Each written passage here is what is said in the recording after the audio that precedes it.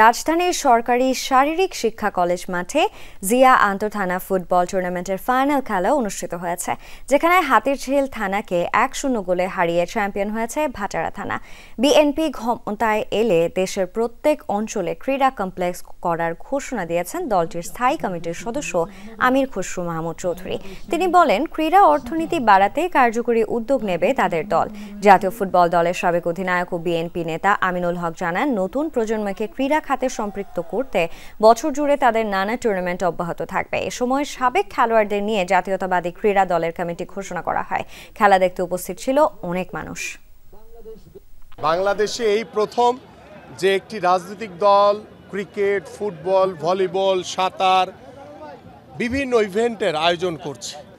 একটি রাজনৈতিক দল কিন্তু বাংলাদেশের ইতিহাসে কখনো এই ধরনের খেলাধুলার আয়োজন করেনি, যেহেতু আমরা সরকারে নাই। ক্রীড়াবিদদের নিয়ে যে কমিটিটা করা হয়েছে, এখানে একজনও কিন্তু রাজনীতিবিদ নেই, একজনও নেই।